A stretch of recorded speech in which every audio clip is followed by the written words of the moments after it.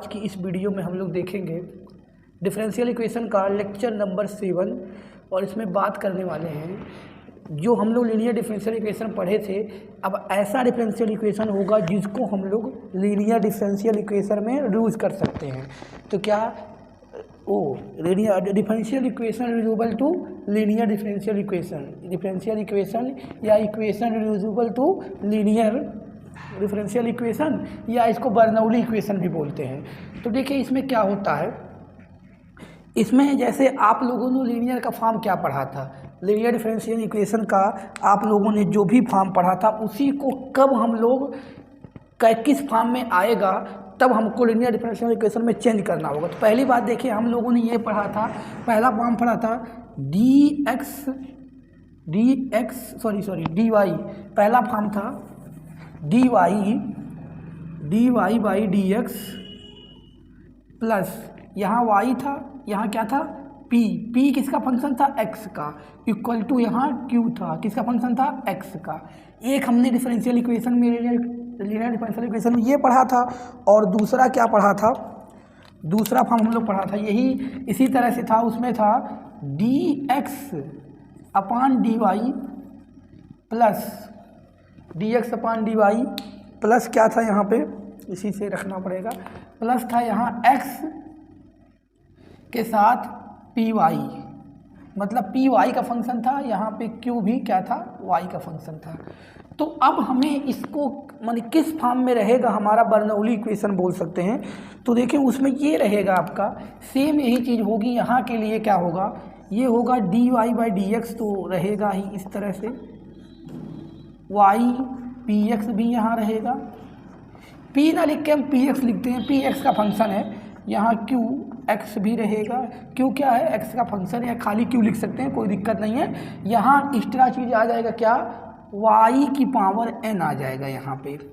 तब आप देखिए लीनियर डिफरेंशियल इक्वेशन जो हम लोग पढ़े थे उसके हिसाब से नहीं हो पाएगा, क्योंकि वहाँ पे हमारा खाली यहाँ पे क्या था, खाली यहाँ x का फंक्शन था, y नहीं था, लेकिन यहाँ y भी आ जाएगा। तो ये हमारा ये डिफरेंशियल इक्वेशन को हमें रिड्यूस करना पड़ेगा किसमें, लीनियर में, क्योंकि ये ऑलरेडी लीनियर डिफरेंशियल इक्वेशन नहीं है लेकिन रिड्यूस करके बना सकते हैं। यहाँ पे किस फॉर्म में आएगा, अब यही चीज़ यहाँ पे देखिए dx अपान dy,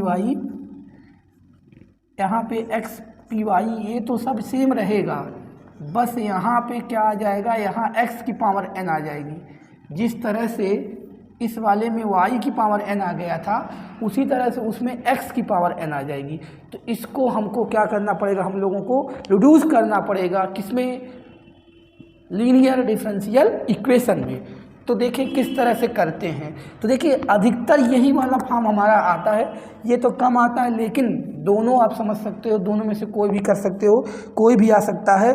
तो ये आपका जो होता है इसको रिड्यूस हम लोग करेंगे, किस तरह से करते हैं उसके लिए देखिए क्या होता है। पहले हम लोग इसको डिवाइड करते हैं, डिवाइड y की पावर n, देखिए इसमें y की पावर n से, उसमें किसके डिवाइड करेंगे, x की पावर n से, ठीक है। तो y की पावर n से डिवाइड करेंगे तो देखिए यहाँ क्या आएगा, 1 बाई y की power n dy by dx यहाँ आ गया, और यहाँ क्या आ गया, देखिए y अपान y की पावर n लिखेंगे तो हम ये लिख दे रहे हैं 1 अपान y की पावर n माइनस 1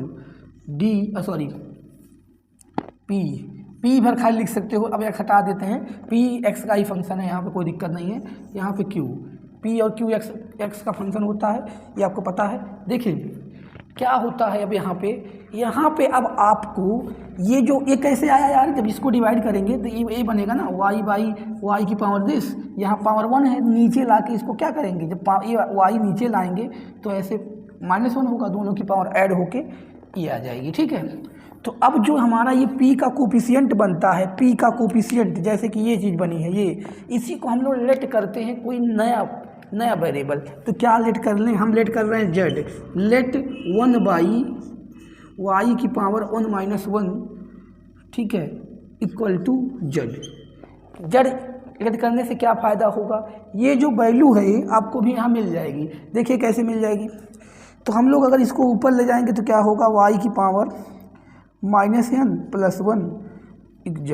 अब इसको क्या करें, डिफरेंशिएट करें, जब इसको हम लोग डिफरेंशिएट करेंगे तो देखिए क्या मिलता है। इसको डिफरेंशिएट करने से क्या मिलेगा, इसको डिफरेंशिएट करने से मिलेगा आपका ये चीज़ इनटू में आएगी, ये चीज़ कहाँ आएगी, इनटू में, ये इनटू में आ जाएगा और इसकी पावर एक और कम हो जाएगी तो ये हो जाएगा y की पावर -n, और यहाँ क्या होगा dy by d x, dy by d x, और ये हो जाएगा dz by d x, dz by sorry D, हाँ dz बाई सही है। तो यहाँ से देखिए क्या बन रहा है, ये यही बन रहा है y 1 बाई वाई की power n dy by d x, और यहाँ पे बन जाएगा ये, चाहे इसको 1 -n लिख लीजिए, ये -n+1 है ना, और dz अपान डी एक्स। तो आपको दिख रहा है कि जहाँ पे आप जो 1 बाई वाई की power n dy by d x है, वहाँ पे आप 1/1 -n dz upon D x put कर सकते हैं। तो इसीलिए हम लोगों ने इसको मानने से यही फ़ायदा होता है कि ये वाली चीज़ मानने पे ये पूरी वैल्यू आपको मिलेगी। तो यहाँ से हम लोग जो है ये रख देंगे अब, तो हमारा ये क्या रिड्यूस होके आ जाएगा, देखिए रिड्यूस होके क्या आएगा, इसको जब रखेंगे तो यहाँ बनेगा 1/1 -n dz upon D x, और इसकी वैल्यू आपने क्या मानी है z, तो यहाँ पे हो जाएगा z p, और यहाँ तो q ही रहेगा ऐसे ही। तो अब आप देख रहे हैं इसको अगर हम लोग क्या करें, उधर भेज दें, यहाँ से आया था उधर भेज दें, तो यहाँ बन जाएगा, मतलब मल्टीप्लाई कर दें dz upon D X, sorry plus z और p इंटू 1 -n ऐसे लिख दीजिए, और इसमें भी मल्टीप्लाई हो जाएगा q।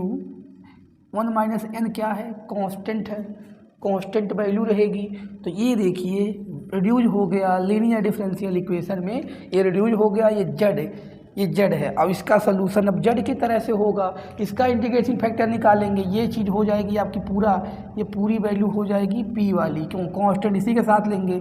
जिस तरह से हमारा ये फॉर्म था, देखिए ध्यान से, dy upon D X y into P X का फंक्शन, और ये चीज़ q, तो उसी तरह से सेम है dz upon D x z, जैसे यहाँ पे y होता है उसी तरह से यहाँ z इंटू एक्स का फंक्शन, ये जो है n-1, ये तो कांस्टेंट होगा 2 3 4 5 इस तरह आ जाएगा, ये पी एक्स का फंक्शन है ही, तो इस तरह से कन्वर्ट होगा कि नहीं हो गया। और यहाँ पे भी वही हाल है, 1 -n एक कांस्टेंट फंक्शन है, q एक्स का, ये x का फंक्शन है ही। तो इस तरह से हम लोग करेंगे, सेम प्रोसीजर इस वाले टाइप में भी लगाएंगे, x की पावर n से डिवाइड करके, तो ऐसे बन जाएगा।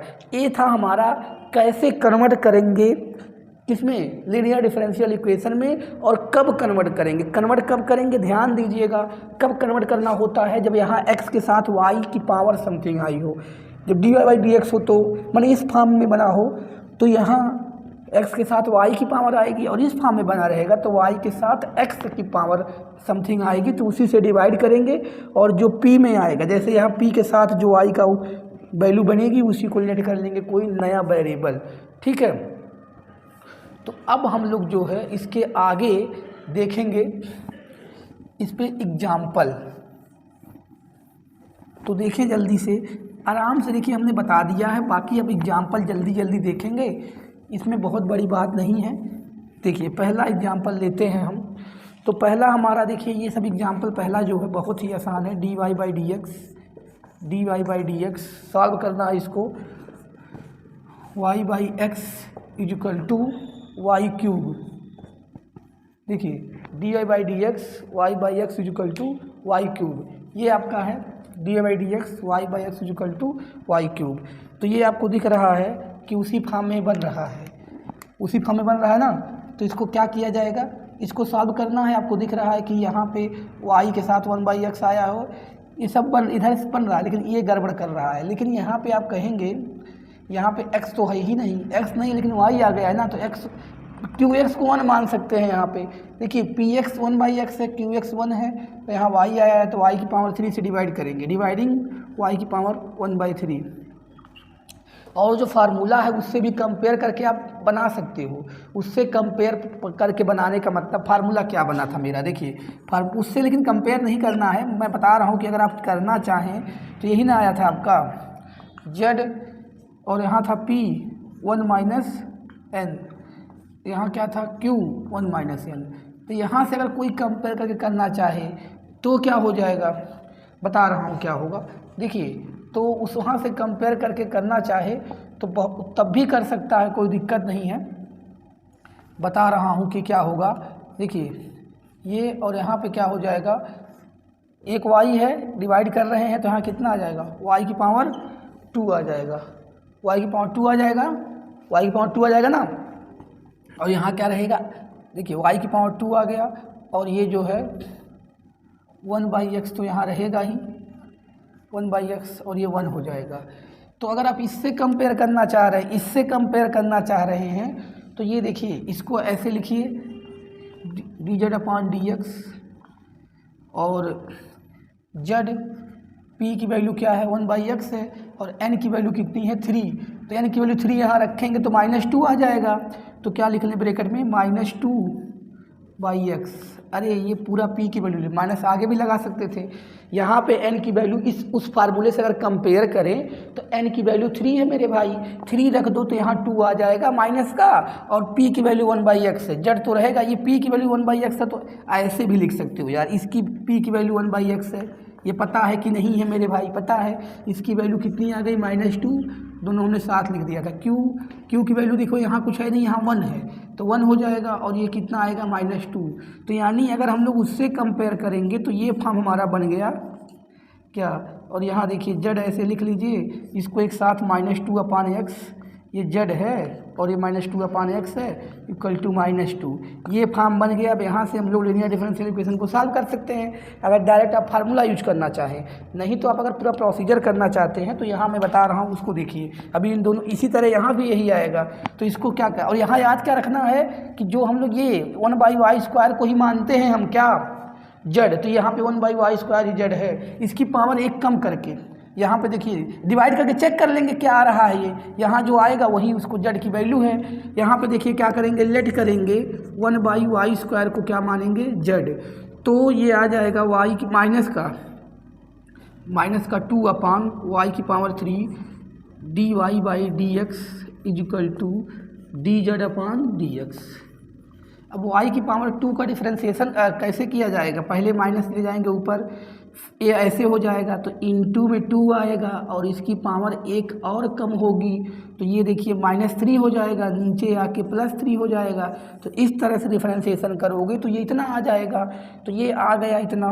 अब उसके बाद हम लोग करेंगे क्या, यहाँ से dy/dx की dx अपान 1/3 सॉरी 1/3 कह रहे हैं 1/y की पावर 3 को लिख सकते हैं माइनस का 1/2 dz/dx माइनस का 1/2 dz/dx। तो देखें अब जो है वैल्यू पुट करेंगे, इसकी वैल्यू हो जाएगी माइनस का 1/2 dz/dx हो जाएगी और यहाँ पे अरे इसकी पूरे की वैल्यू ये रख दिया और यहाँ पे देखिए 1/y को z रखना है और ये तो 1/x है ही और ये भी 1 है।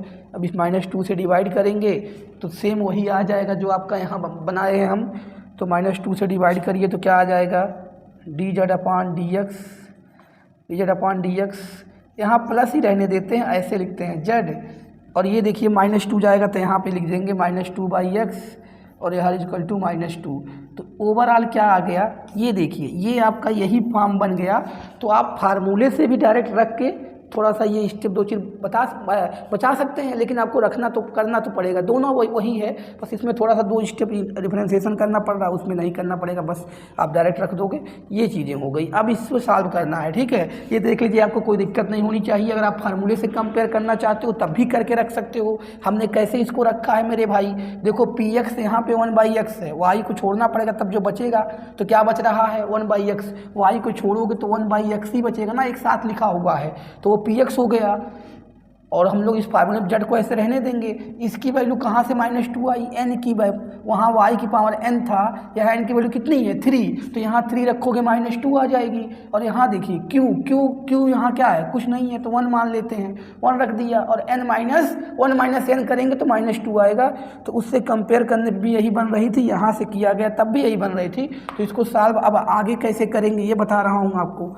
तो आप दोनों से कर सकते हैं, इससे भी और इससे भी, फार्मूले भी यूज करके। तो देखिए यहाँ पे क्या होगा, पहले निकालेंगे IF, इंटीग्रेटिंग फैक्टर निकालेंगे IF ना, क्योंकि वही फॉर्म है।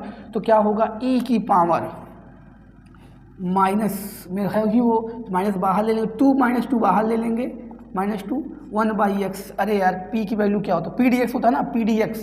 तो p की वैल्यू -2/x है, तो -2 को बाहर लेंगे, 1/x बचेगा, तो 1/x dx। तो देखें इसकी हो जाएगी e की पावर -2 तो यहाँ रहेगा, और इसका क्या हो जाएगा log mod x, या x खाली लिखिए, mod में ही तो रहेगा, नेगेटिव नहीं लेते हैं, तो ये माइनस चला जाएगा ऊपर।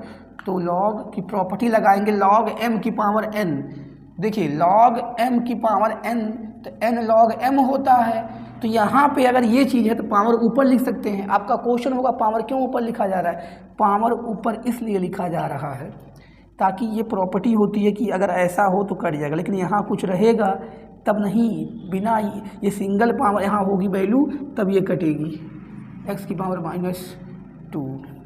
तो यहाँ से आप ध्यान से देखेंगे तो 1/x का इंटीग्रेशन log x -2 गया, और ये तो ये आ गया, यानी क्या आ गया 1/x² आ गया। तो अब क्या लिखेंगे, z इंटू इंटीग्रेटिंग फैक्टर, जैसे उसमें y इंटू IF लिखते हैं, z है यहाँ पे तो z into IF integration q की वैल्यू कितनी है यहाँ 1, q की वैल्यू 1, वो थोड़ी लेंगे, कौन सा लेंगे, q की वैल्यू ये क्या है यहाँ -2। तो यहाँ क्या लिखेंगे, अब -2 है तो -2 को बाहर ले लो, कांस्टेंट है, 1/x² dx प्लस c। तो देखिए ये z ऐसे ही रहेगा, यहाँ तो कुछ करना नहीं है, -2 रहेगा, इसका इंटीग्रेशन कैसे करेंगे, पावर माइनस ऊपर जाएगा, ये हो जाएगा ये, तो कितना आ जाएगा ओवरऑल 1/-x, कितना आ जाएगा इसका माइनस का 1/x प्लस c। तो ये माइनस प्लस हो जाएगा, और यहाँ z की वैल्यू क्या रखनी है, z की वैल्यू, z किसको माने हैं, y की पावर, y की z इक्वल टू वही ना माने थे, y की पावर 2। तो यहाँ y की पावर 2 रख देंगे, z की वैल्यू, तो 1/y की पावर 2, 1/y की पावर 2 x², यहाँ पे ये प्लस का आएगा 2/x प्लस c। अब इसको जिस तरह मल्टीप्लाई करना चाहें कर लें, इसका रिजल्ट ये हो गया, ठीक है। तो इस तरह से हम लोग सॉल्व करते हैं बर्नौली इक्वेशन वाले क्वेश्चन को। नेक्स्ट क्वेश्चन की बात करेंगे, इसे आप देख लीजिएगा।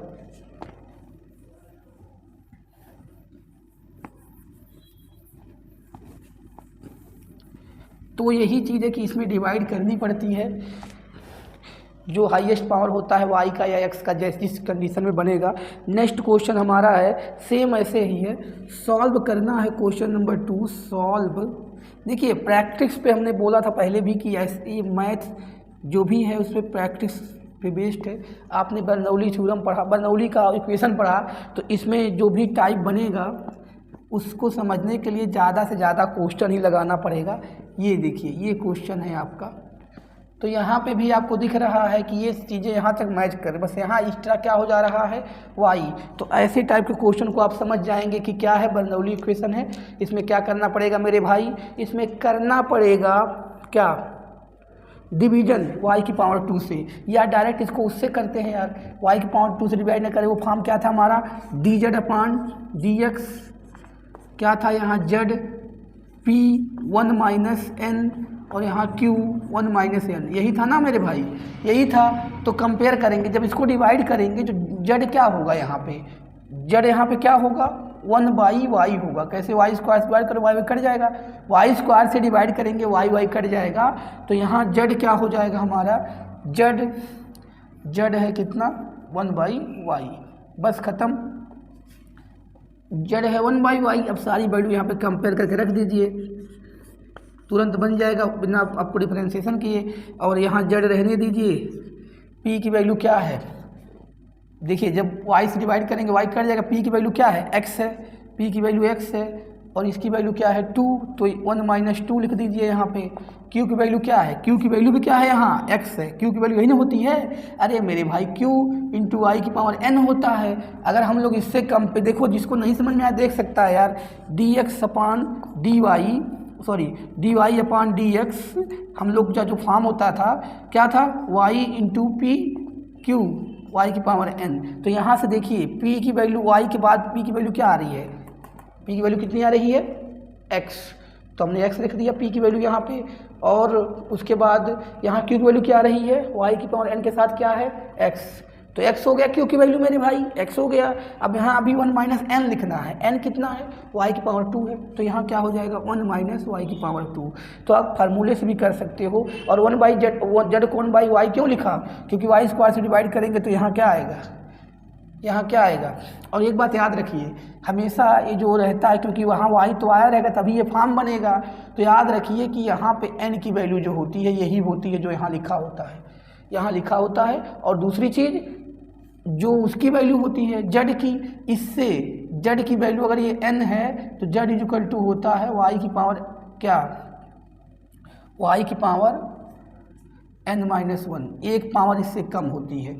तो देखिए 2 है तो 2 रखेंगे यहाँ तो 1 बाई n आएगा, मतलब यहाँ जो पावर होती है, यहाँ जो पावर होती है 1 बाई जेड में y की पावर इससे एक कम होती है। अगर यहाँ 3 होती तो z equal to 1 by y square, यहाँ पावर y की 4 होती तो z की वैल्यू क्या होती 1 बाई 3 स्क्वायर। समझ रहे हो बात को ना, कि जो z मानते हैं इसी का 1 बाई, जैसे मेरे भाई ये मैंने कहा कि अगर ये n होता तो y की पावर n माइनस 1, ये 5 होता तब क्या z की वैल्यू होती y की पावर 1 बाई y की पावर 4। तो बस आप अगर ये समझ जाओगे तो आपको जल्दी से लगा लेंगे, क्या ज़रूरत है आपको वो करने की। अगर आपको जेईई मेंस का क्वेश्चन हो तो आपको कोई ज़रूरत नहीं कि पूरा वो करो, जल्दी से इस फार्मूले पे सेट करके हम लोग क्वेश्चन का आंसर निकाल लेंगे। तो मेरे भाई देखिए यहाँ पे z ये हो गया, यहाँ पे x देखिए यहाँ पे क्या आएगा -1, तो उसको x के साथ ही रखिए -1, क्योंकि p की वैल्यू -x हो जाएगा। यहाँ पे भी इसकी भी वैल्यू क्या हो जाएगी -x। तो क्या निकालेंगे अब, IF निकालेंगे। IF मतलब इंटीग्रेटिंग फैक्टर। तो मेरे भाई इंटीग्रेटिंग फैक्टर कैसे निकालते हैं, IF इक्वल टू e की पावर p dx, तो p कितना है -x है और यहाँ dx होगा, -x को बाहर ले लें। अगर हम लोग -x को क्या करें बाहर ले लें, तो -x को बाहर ले लेंगे, x dx हो जाएगा, तो e की पावर ये x स्क्वायर बाई 2, तो e की power x square by 2 minus का जो आपका ये आएगा, ये क्या आ जाएगा, इसका इंटीग्रेटिंग फैक्टर आएगा। देखिए माइनस बाहर लेंगे, x का x स्क्वायर बाई 2 होगा, तो उसके बाद जो इंटीग्रेशन का साइन हट जाएगा तो लगा लेंगे अंदर माइनस, तो ये आ जाएगा। अब इसको ध्यान से सॉल्व करना है, z इंटू IF e की power -x square by 2, e की पावर -x स्क्वायर बाई 2। देखिए क्या लेंगे, z इंटू IF e की पावर x स्क्वायर बाई 2। उसके बाद इंटीग्रेशन यहाँ क्या होगा, -x तो रहेगा ही यहाँ पे, -x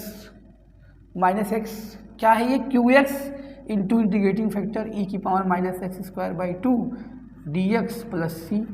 तो देखिए अब यहाँ पे इंटीग्रेशन करना है, ये चीज़ें आप समझ गए होंगे, मैं रफ करके इधर कर देता हूँ।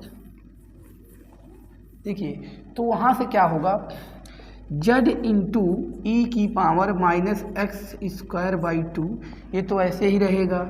वहाँ पे इंटीग्रेशन करने के लिए देखिए यहाँ x आया है यहाँ ये, तो इसको क्या करेंगे, x स्क्वायर को t मानेंगे, 2x dx equal to dt, यानी जहाँ पे x dx लिखा है वहाँ पे dt बाई 2, x dx वहाँ माइनस है तो माइनस बाहर ले लेंगे। यहाँ देखिए x dx को dt बाई 2 लिखेंगे, इंटीग्रेशन आप कर सकते हैं, माइनस बाहर लिया, x dx को dt बाई 2 यानी 1 बाई 2 को भी बाहर ले लिया, तो x dx को dt बाई 2, और जहाँ x है वहाँ क्या रखेंगे, जहाँ x स्क्वायर है वहाँ क्या रखेंगे, t रखेंगे, तो क्या आ जाएगा, e की पावर यहाँ माइनस तो लगा ही है, माइनस t बाई 2 और यहाँ हो जाएगा dt प्लस c। कैसे मेरे भाई, x स्क्वायर को t माने हो तो यहाँ है एक्स स्क्वायर, तो t/2 और ये माइनस बाहर आ जाएगा, x dx की वैल्यू dt हो जाएगी। मतलब dt/2 है तो 2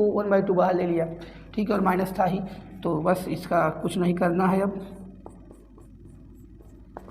देखिए इसका इंटीग्रेशन e की पावर माइनस t/2 का e की power minus t/2 divide by minus 1/2 और यहाँ प्लस c तो है ही। जो कोफिशिएंट होता है किसका, अगर e की पावर ax का करते हो इंटीग्रेशन तो e की पावर ax अपान a लिखते हो ना, तो वही चीज़ है। तो ये चीज़ें कैंसिल, तो आपका क्या आ गया, e की पावर z इंटू ई की पावर माइनस x²/2, यहाँ पे एक कट चुका है, माइनस भी हट चुका है, बस यहाँ रखना क्या है x², e की पावर x²/2 प्लस c है यहाँ पे। अब जड़ की वैल्यू पुट करके हमारा आंसर आ गया। जड़ की वैल्यू क्या लेट किए थे 1/y, तो यहाँ पे हो जाएगा 1/y e की power minus x²/2 equal to e की power minus x²/2 plus c। इसको जैसे अरेंज करना होगा आप क्वेश्चन के अकॉर्डिंग कर सकते हैं।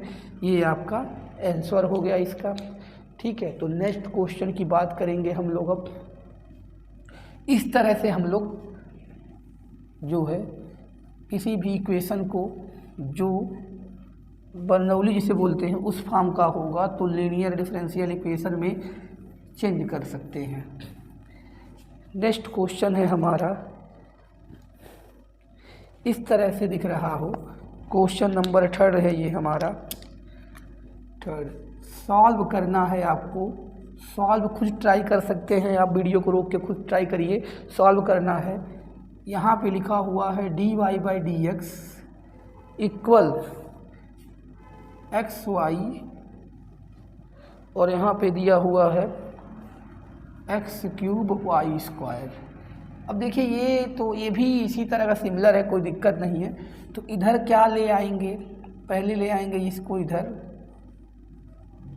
और देखिए माइनस में आएगा तो हम लेकिन प्लस में क्यों लिख रहे हैं, देखिए ऐसे लिख सकते हैं एकदम क्लियरिफाई करने के लिए। इसको माइनस में ले आएंगे तो ये क्या है, ये y है इंटू px का वैल्यू माइनस x हो गया, क्योंकि इसको लाएंगे तो माइनस में आएगा, तो ऐसे लिख सकते हो ना, क्योंकि ये हटाएंगे तो ये माइनस हो जाएगा। और ये तो यहाँ पे भी वही चीज़ आ गई, क्या सेम उसी तरह से है। तो इससे डिवाइड करेंगे तो यहाँ पे देखिए डिवाइड करेंगे तो देखिए यहाँ पे n की वैल्यू क्या है 2, n की वैल्यू 2 है, और z की वैल्यू क्या होगी इससे एक कम 1/y, बस ख़त्म। आप अगर चाहें तो सॉल्व करने के लिए वही जो हमने बताया था ये सॉल्व कर रहे हैं तो उसी तरह होगा। तो ये बन जाएगा dz/dx और क्या होता है z p n-1, तो p की वैल्यू कितनी है -x और n होता है ना 1 - n, तो n की वैल्यू 2 है, 1 - n करेंगे तो कितना आएगा 1 - n मतलब 1 - 2, और यहाँ qx क्या है x³ है, यहाँ पे 1 - 2, तो यानी आपका dz/dx z यहाँ -1 आएगा तो ये +x हो जाएगा, और यहाँ पे आपका क्या है ये हो जाएगा माइनस हो जाएगा ना, -1 आएगा x³। बस ये बन गया आपका किसमें लीनियर डिफरेंशियल इक्वेशन में बन गया आपका। अब चाहे आप इसको उसी से सॉल्व कर सकते हैं। z पहले इंटीग्रेटिंग फैक्टर निकालना ही पड़ेगा, IF तो क्या हो जाएगा x है तो e की पावर x तो हो जाएगा इसका, क्योंकि e की पावर pdx e की पावर x² होगा, e की पावर pdx ना e की पावर x² होगा, तो उस हिसाब से ये हो गया। और आपका z इंटू IF यानी e की पावर x², ध्यान दीजिएगा ये x है तो उसका इंटीग्रेशन x²/2 होगा, तो x²/2 सेम उसी तरह बन रहा है जो अभी आप बना था, लेकिन यहाँ पे क्या है qx की वैल्यू ये है और e की power x²/2 dx plus c। तो देखिए यहाँ पे क्या करेंगे, पहले इसको मैंने इंटीग्रेशन तो आप कर ही सकते हो, बाई पार्ट का भी लग रहा है इसमें यूज करना पड़ेगा। क्यों, देखिए पहले x² इंटू x ऐसे लिखेंगे x² e की पावर x²/2 x dx ऐसे लिख लिया प्लस c। ऐसा क्यों लिखा कि x² को t मानेंगे तो एक्स डी एक्स की वैल्यू डी टी हो जाएगी, डी टी बाई टू होगी, 1/2 को बाहर लेंगे। देखिए बता दे रहा हूँ, यहाँ पे एक्स स्क्वायर को टी मान लेते हैं, तो क्या हो जाएगा 2x dx equal to d t, और यहाँ पे x dx की जो वैल्यू आएगी dt/2 आएगी। तो हम लोग अब यहाँ क्या करेंगे, ये तो ऐसे रहने देंगे जो यहाँ पे है आपका, लेकिन इस वाले में यहाँ t हो जाएगा, e की पावर t/2 हो जाएगा, 1/2 किसकी वजह से हुआ, जहाँ x dx dt/2 रखेंगे, ये हो जाएगा प्लस c। अब इसे बाई पार्ट लगा के सॉल्व कर सकते हैं। ठीक है, तो इस तरह से इंटीग्रेशन भी बहुत बड़ी बात नहीं है, उसमें बहुत ही आसान इंटीग्रेशन यूज है। नेक्स्ट की बात करते हैं, तो देखिए जितना हम लोग एग्जाम्पल कर रहे हैं सब में यही फॉर्म बन रहा है, जो dx/dy वाला है वो नहीं बन रहा है, वो भी बन सकता है।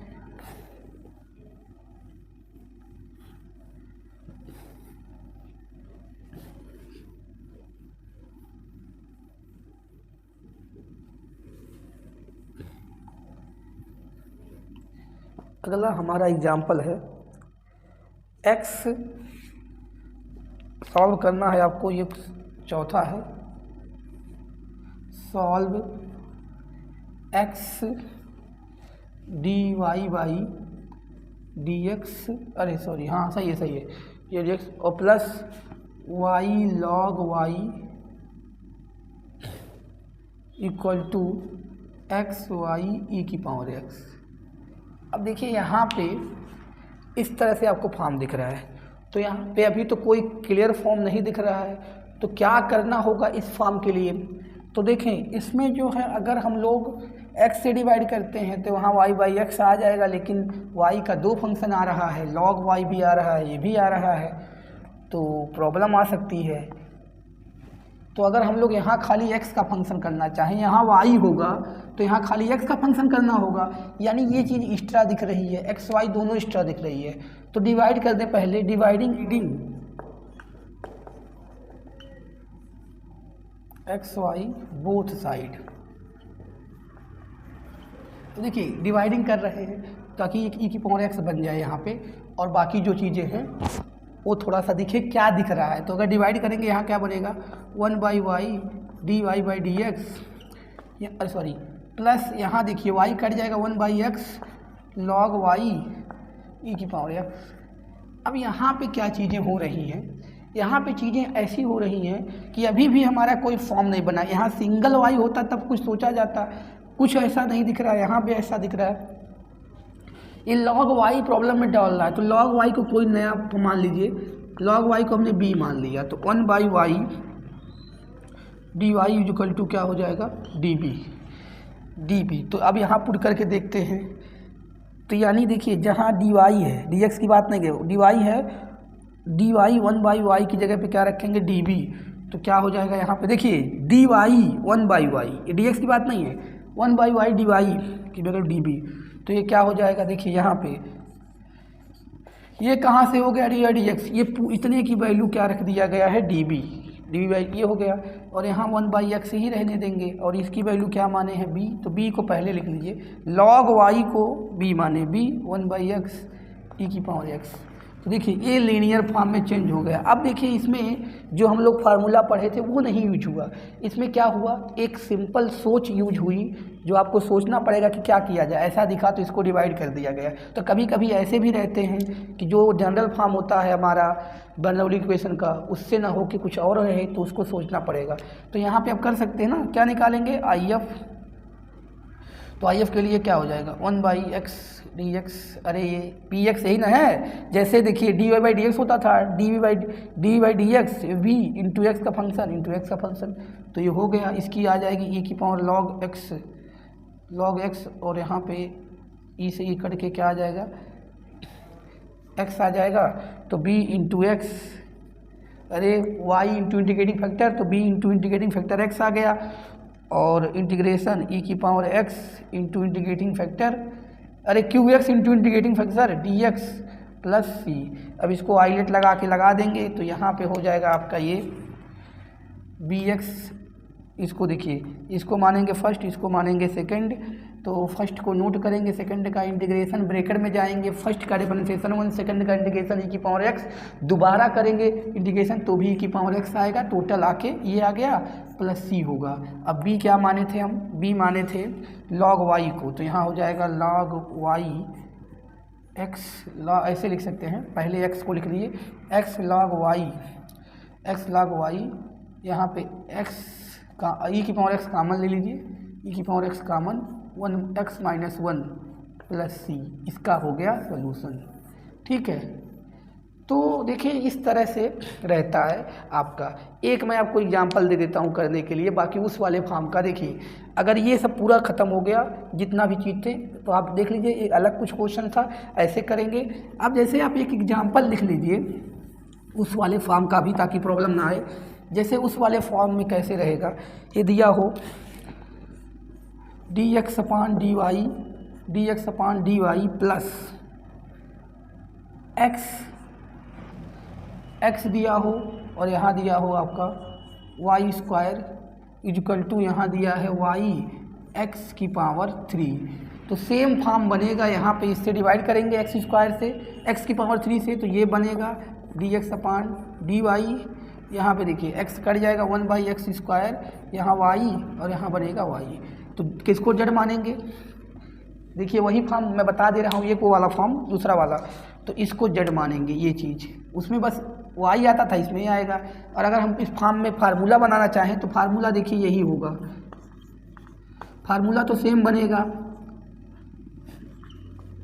और यहाँ बनेगा q, और यहाँ q y का फंक्शन होगा, यहाँ p भी y का फंक्शन होगा n-1, तो उससे कंपेयर करेंगे। और यहाँ पे z की वैल्यू क्या होगी 1/x स्क्वायर, तो d अपान dx, p की वैल्यू क्या हो गई y स्क्वायर, और इसकी n-1, तो n कितना है यहाँ पे, n देखा जाएगा तो n तो यहाँ से करते हैं ना, डिवाइड करने के बाद, डिवाइड करने से पहले तो ये n है कितना 3 है, तो यहाँ क्या आ जाएगा 1 - 3 -2 आ जाएगा। y कितना है, q कितना है, q कब कहाँ का q जो है ये तो आपका क्या है, ये तो हट गया, ये आपका जो आता है ये होता है p, और ये होता है आपका क्या q, क्योंकि या इस फॉर्म में यही ना होता है p और ये होता है q। और z की वैल्यू 1/x स्क्वायर होगी, क्योंकpráक्टिस इससे डिवाइड करेंगे, इसका एक पावर कम लेंगे, तो यहाँ देखिए इसकी वैल्यू कितनी आ जाएगी -2। बस अब ये आ गया आपका dz अपान dx y, यहाँ पे क्या हो जाएगा dz अपान